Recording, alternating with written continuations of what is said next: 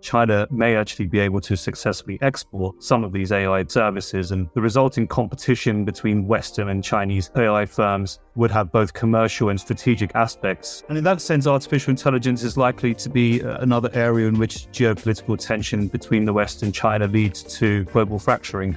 This is your Capital Economics Weekly Briefing. I'm David Wilder, and this is a special episode all about the economic implications of artificial intelligence. This is part of our 2023 Spotlight Report, a deep dive into how AI will transform the global economy. You can find the report and accompanying proprietary data on our special webpage, capitaleconomics.com/AI.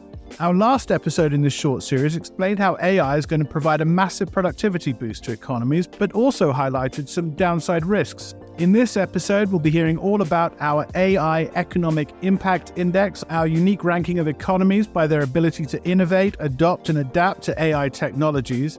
We'll be diving into the index rankings to see how the global economic order could be reshaped by AI. And we'll be focusing on the technology's impact on emerging economies, not least China and India.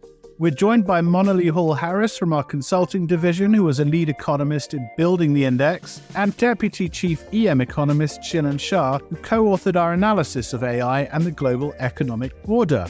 My conversation starts with Moneli, who explained what makes our AI Economic Impact Index so different from other measures and why it's useful in gauging how countries will fare in the AI economy. So the aim of the AI Index was to produce an effective tool to assess which countries are best placed to benefit from AI from a macroeconomic perspective. So we did a lot of literature research. And there are lots of AI indices out there, but the ones that we found tend to focus mostly on which countries are well placed to develop AI technologies. So these indices tend to include lots of tech-specific indicators like employment in tech professions or stats on machine learning systems. But we know that the impact of AI on a country's economy is likely to stretch further than just the income from developing the AI technologies. So the adoption of AI can impact productivity and employment. And then whether the countries are winners or losers can then sort of depend on how well placed these economies are to diffuse AI throughout the economy and to adapt to any potential dislocation that AI might cause. Yeah, there's no shortage of indices out there that are measuring how various economies are taking a lead in terms of innovating or developing AI technologies. But this is what's unique here, is that we do have this presentation of all aspects of AI and its emergence. So from the innovation side, but also in terms of adoption and how well economies can adapt to it. Can you talk a little bit about the methodology, about how you approach these three pillars?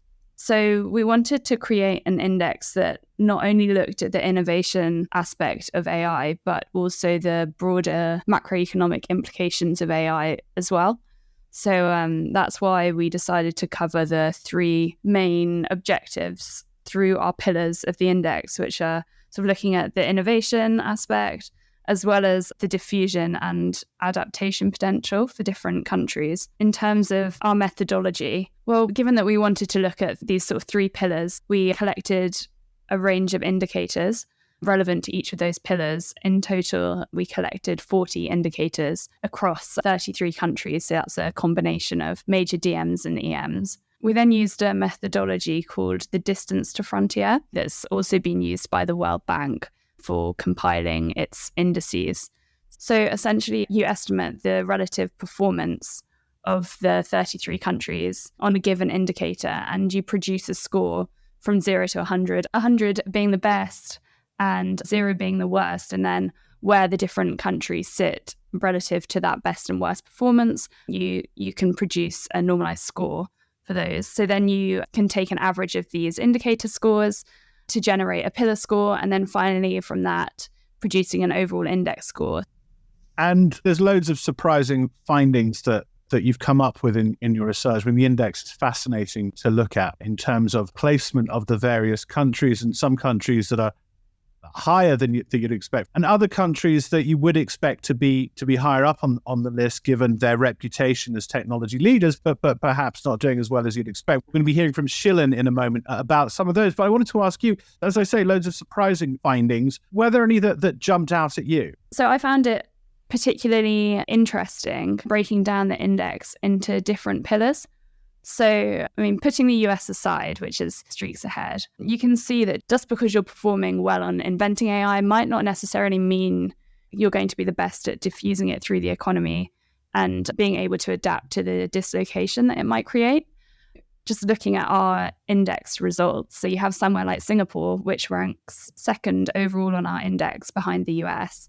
So the country is fifth on innovation, but it's very strong on the potential to diffuse the technology through the economy, ranking first on diffusion and then third on our adaptation pillar. So this really highlights that if you look at the breakdown of the pillar's scores, you can see that the inventors of AI won't automatically be the biggest beneficiaries of the potential impacts of the technologies. But it also highlights that you don't necessarily have to be the leader in inventing AI in order to benefit from potential boosts to productivity or employment. Shilan, let's bring you in at this point. We surveyed clients about AI as we were working on this project, asking them questions about how transformative they thought AI would be and things about financial markets' impact of AI. The results were interesting. More than 2/3 came back and said that AI wouldn't be a US-dominated story, and that's reflected in the index where we have the US coming in first, but followed by economies like Singapore, the UK, which came pretty high. We talked about that on our last podcast. But looking through the top 10, you don't see China. In fact, it's quite low down on the list, isn't it? And I found that surprising given how AI is being prioritized in Beijing as a strategic industry. What explains its position on the Economic Impact Index? Yes, thank you, David. It's certainly one of the more striking results of our index. And you're right, up until a year ago or so, China was probably considered one of the leaders, if not the outright leader in AI. And it does have a high score on our index in innovation. This really is a reflection of the significant resources that the public and private sectors have channeled towards AI since it was identified as a national priority in the mid-2010s. But where China doesn't rank quite as well is on diffusion. Regulators in China have insisted on much greater oversight of the generative AI tools developed by Chinese firms than we've seen elsewhere. And I think that's in large part to ensure that they operate within censorship rules. We also think that the leadership's efforts to direct the activities of China's firms will make economy-wide adoption of AI harder. And we can look at the crackdown on the tech sector as an example of this. So what this means is that while China leads in some areas of innovation, it only ranks 18th in our index out of 33 countries. That is the highest of any major emerging market, but it is a middling performance overall. However, I think it's important to note that China could still play a significant role in how the AI landscape develops globally.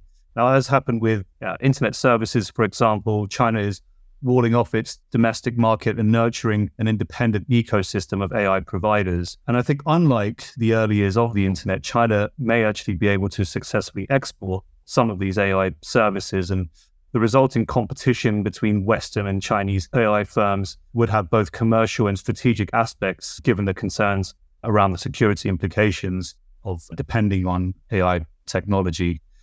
And in that sense, artificial intelligence is likely to be another area in which geopolitical tension between the West and China leads to global fracturing. There's a lot of takeaways from that index and from the accompanying report, and a lot, as you say, about this process of fracturing. There are interesting things to say also about the placements of Japan and Eurozone economies, given their structural challenges.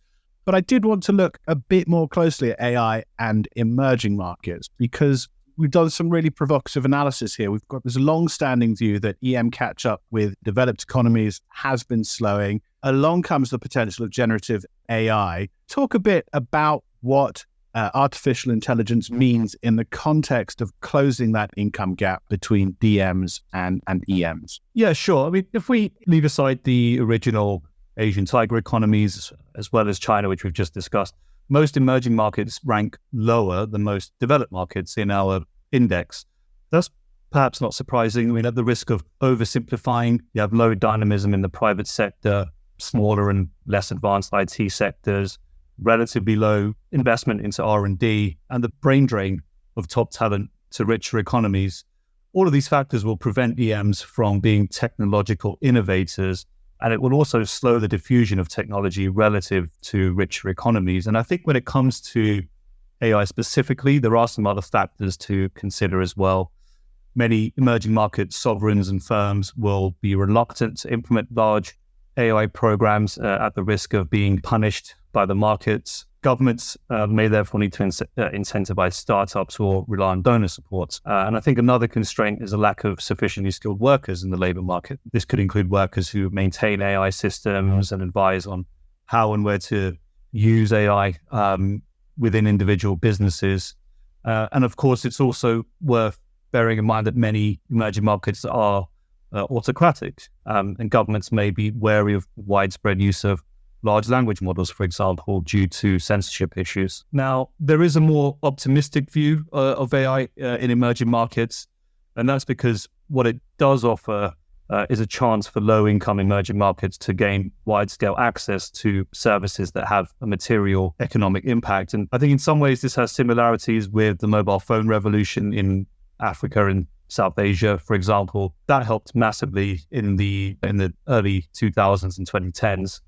To boost access to financial services, help to create an online business ecosystem that really otherwise wouldn't have existed. And if we think of some of the potential use cases of AI in medicine and healthcare, that could bring huge benefits to countries that suffer from high infant mortality rates, for example. I think AI also has the potential to address the skills gap in education. If we look at some parts of sub-Saharan Africa, there are around 40 to 50 primary school kids to each teacher, and that compares to something like 10 to 15 across Western economies. So even relatively simple applications of AI, such as grading tests or assisting with translation, could complement teachers and help to boost human capital.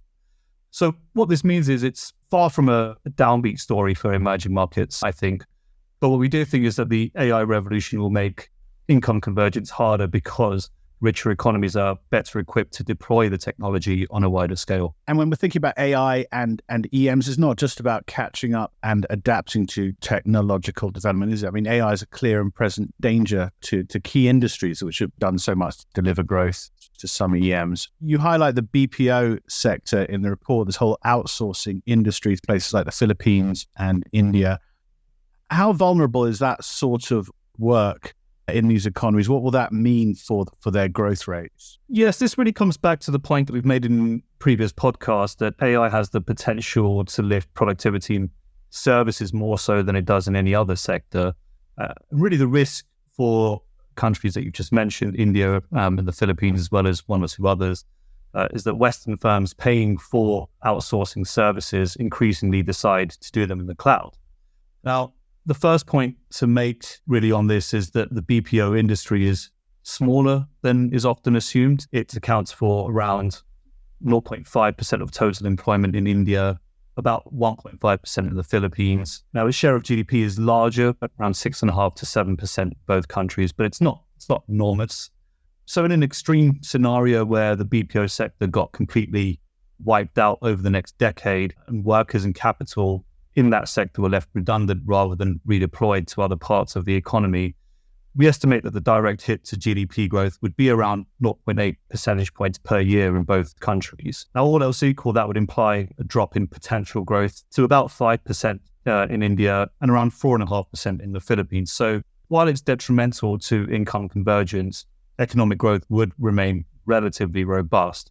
And I think in any case, redeploying capital from the BPO sector probably wouldn't be that difficult. If you think call centers, for example, probably the most ubiquitous example of the BPO industry, that could be repurposed for other offices or housing. And the ICT equipment that's used in those sectors could be used in other sectors as well. And as for labor that might be displaced from the BPO sectors, there are opportunities to reskill So demand for AI-related services, for example, in training or in sense-checking output, may grow, and a lot of that could be outsourced. And I think just as important, a situation where the BPO industry gets completely obliterated is highly unlikely anyway. We've made the point before that making the most of a new technology requires significant organizational process changes to make full use of the accompanying capital investments. And all of that takes time, and many firms in the West will continue to use BPO services for quite a while yet, we think. So in terms of what this means, we think that the BPO sector could enter a slow demise that knocks around 0.3 to 0.4 percentage points of GDP growth in India and the Philippines over the next year. It's not helpful, but it's not really a disaster either. Now, some of the other countries that might be affected by shrinking BPO sectors are Brazil, Mexico, and Poland, though we don't think that's going to be to the same extent as in India or the Philippines. And a hit to GDP of around 0.1 to 0.2% per year seems a reasonable estimate to us. I think an important point to make is that a bigger threat to emerging market catch-up would be if AI displaced workers in manufacturing sectors. I mean, this is the tried and tested route to income convergence with richer economies. And I think in particular, the big threat is if AI techniques become increasingly common in the software used to operate industrial robots. Now, this could replace assembly workers in dozens of emerging markets. Now, as it stands, industrial robots haven't really been able to gain a foothold in manufacturing sectors because of very high upfront costs, but also because they lack the fine motor skills of humans. Now, that could change if AI techniques such as computer vision and deep learning are used on a wider scale to hone the skills of robots. But to be sure, the technology isn't there yet, and it may never actually reach that point. And even if it did, there would still be some comparative advantage of cheap labor and land that would mean that manufacturing wouldn't be entirely reshored to richer economies. But I think the big point is that if AI were to become more prevalent in manufacturing, it would make emerging market catch-up much more difficult than if the deployment of the technology were only limited to services. You've outlined significant challenges there for EMs, even though perhaps, in aggregate, the actual hit may not be as large as people would think. But let's just stay on India if we can, because it keeps coming up in our work on AI and the global economic order. We've spent years pushing back against the bull case for China, but we do have a fairly upbeat view of India over the long term. The AI index does jar a bit with that story. We've just touched on some of those challenges. So how do we think about India's potential to develop AI technologies and adopt and adapt to AI? How do we think about that alongside this fairly optimistic long-term outlook? Well, I think it ties into a few of the points we've just discussed, and there is the question of timescale around all of this as well. So the immediate challenge, I think, for India is the impact of AI on the BPO sector, which we just discussed. Now, if that does enter a slow demise, it will knock a little bit of GDP growth per year, perhaps around 0.3 to 0.4 percentage points. But as we've discussed, there are other applications of AI, in particular in medicine and education, that can have a very positive impact on somewhere like India. It's just that deploying the AI in those sectors may take a bit longer. So it might be a story for the 2030s rather than the 2020s. Now, alongside the strong population growth in India, as well as India being the potential beneficiary of the movement of manufacturing supply chains out of China as the global economy continues to fragment, means that we are still pretty upbeat on India's long-term prospects, even if we do see its outsourcing industry face headwinds in the near term. That was Shilan, Shah and Moneli Hall-Harris on our AI Economic Impact Index and what AI means for the global economic order. Again, you can see the index and read our special report, AI, Economies and Markets, How Artificial Intelligence Will Transform the Global Economy, on our webpage, capitaleconomics.com/AI. If you're a subscriber to CE Advance, our premium platform, don't forget you get access to all of the index's underlying data and much more besides. Get in touch if you want to learn more about that. We'll be back with another episode in this short series explaining what AI means for financial market returns, including whether those valuations of stocks at the heart of the AI hype are justified. But until next time, goodbye.